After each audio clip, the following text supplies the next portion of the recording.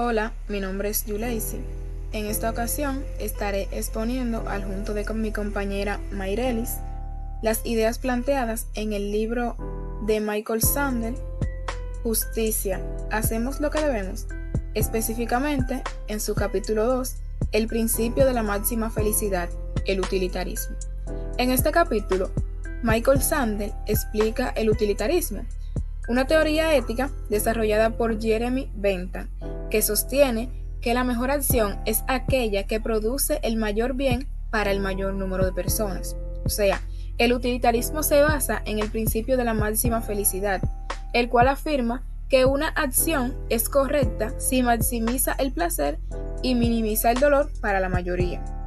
Bentham creía que todas las decisiones morales podrían evaluarse cuantificando las consecuencias en términos de placer y dolor, lo que se conoce como cálculo felicítico. El utilitarismo se centra en los resultados de las acciones y no en las intenciones. O sea, si una acción genera más placer que dolor para la mayoría, es moralmente correcta sin importar quién pueda ser afectado. Jeremy Bentham no diferenciaba entre tipos de placeres, ya que para él todos los placeres son iguales y cuantificables. El autor expone dos críticas principales a la teoría utilitarista. La primera objeción es la de los derechos individuales. El utilitarismo no respeta los derechos individuales.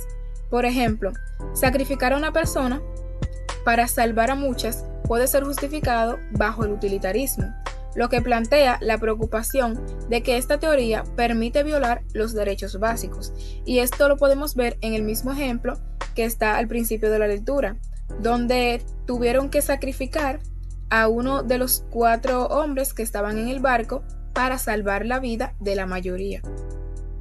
Cosa que desde una posición utilitarista podríamos ver como buena o aceptable, pero si la vemos desde un punto de vista de justicia o evaluando los derechos naturales, los derechos individuales, no la veremos del todo correcta.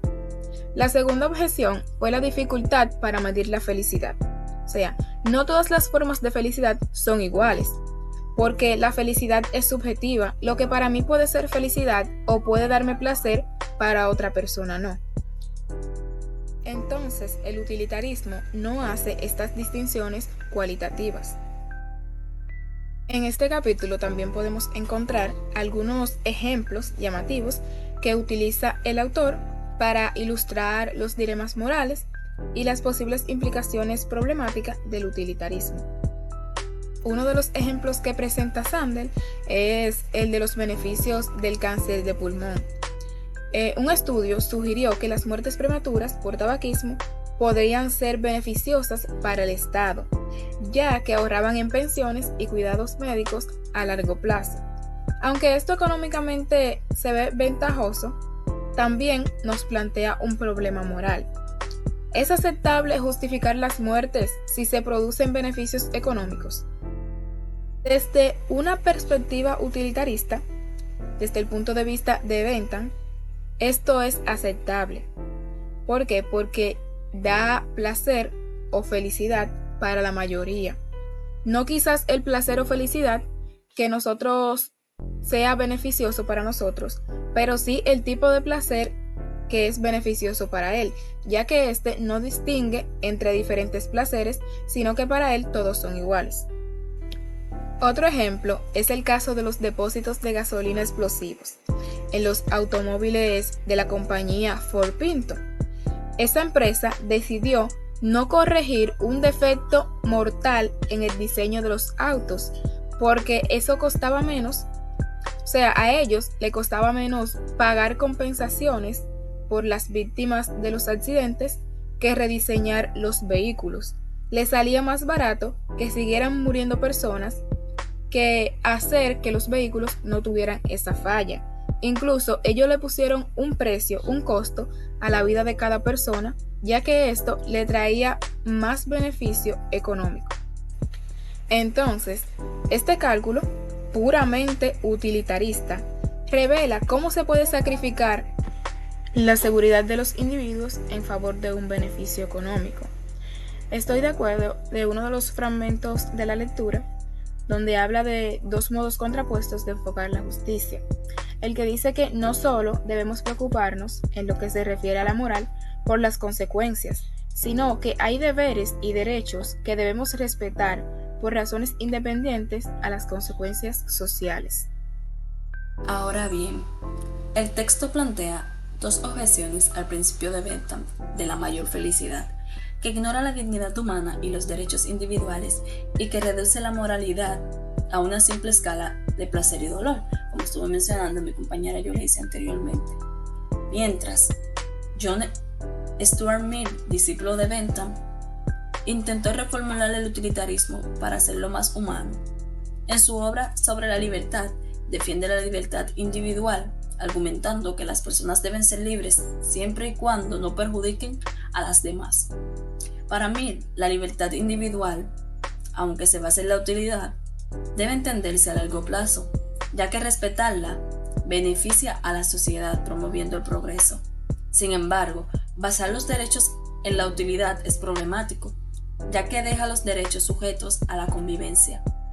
John también argumenta que forzar la conformidad obstaculiza el desarrollo humano y que lo importante no es solo el placer o los actos, sino el carácter y la individualidad que lo respaldan.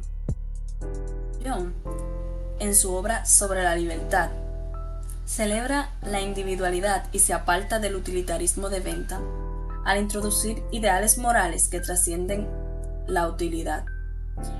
En el utilitarismo, John defiende que algunos placeres son cualitativamente superiores a otros, en contraste con Bentham, quien no diferenciaba placeres según su calidad, solo su intensidad y duración. John propone que los placeres elevados son preferidos por aquellos que han experimentado ambos tipos de placeres. Aunque este enfoque enfrenta críticas, John sostiene que ciertos placeres mejoran las facultades superiores humanas, vinculándolos con la dignidad.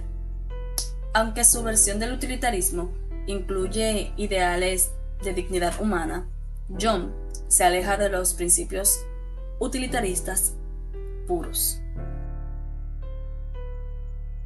Un ejemplo clave en la lectura es la comparación entre ver Los Simpson y presenciar un soliloquio de Hamlet.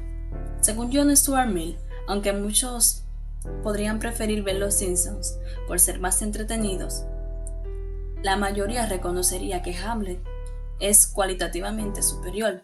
Esto refleja la distinción de John entre placeres superiores e inferiores. Aunque un placer inferior, como ver Los Simpsons, puede ser más popular, un placer superior, como disfrutar de Hamlet, contribuye más al desarrollo de nuestras facultades superiores y por lo tanto es más valioso desde una perspectiva moral.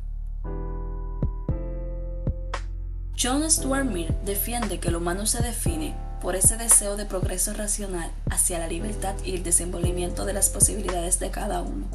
Por lo tanto, dice que es preferible ser un Sócrates insatisfecho que un cerdo satisfecho. Él lo que quiere decir con esto es que es prioritario la ética, la igualdad, la libertad, por sobre otras satisfacciones más vulgares, cotidianas o materiales. Finalmente podemos ver cómo este capítulo evidencia las profundas limitaciones del utilitarismo al enfocarse únicamente en maximizar el bienestar colectivo, sin considerar adecuadamente los derechos individuales. Pudimos ver cómo estos ejemplos revelan un inquietante cálculo en el que la vida humana se vuelve prescindible frente a la ganancia económica de un grupo. Entonces, esta visión simplista de reducir el valor de las personas a números y beneficios muestra la peligrosa indiferencia del utilitarismo hacia la dignidad y seguridad de nosotros como individuos, lo que nos obliga a cuestionar seriamente su aplicación en decisiones éticas, lo que queda a la decisión y crítica de cada uno.